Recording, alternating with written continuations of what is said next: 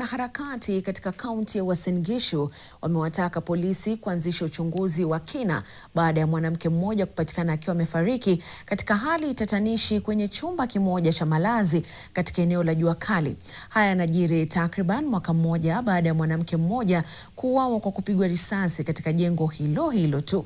Mwanamke huyu anayefahamika kama Zedi anadaiwa kupatikana akiwa amefariki Jumanne asubuhi kwenye chumba chake cha kukodi, huku mwanamume alionekana akaingia naye katika chumba hicho usiku akitoweka.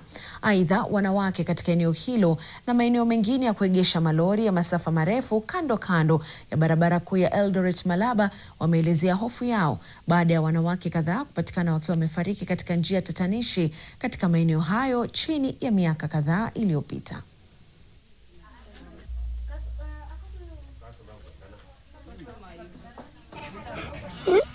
Nilimwamsha personally.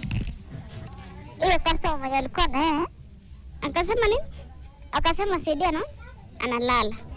Na tulimchungulia kwa dirisha hivi.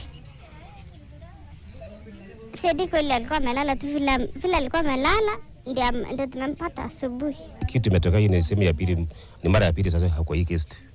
Kuna mmoja alipigwa hapa risasi akakufa na hii sasa. Sasa kwa hivyo tunajaribu kufikiria insecurity hapa kwetu si mzuri sana, kwa sababu tunaanza kupoteza wasichana wetu kwa makosa. Because kuna wale watu wana travel ni barabara, this is a highway.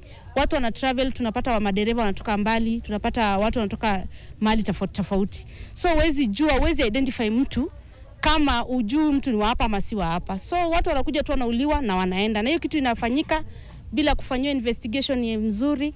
Tunapata tu hiyo kitendo imeenda hivyo na tujapata the root cause of that.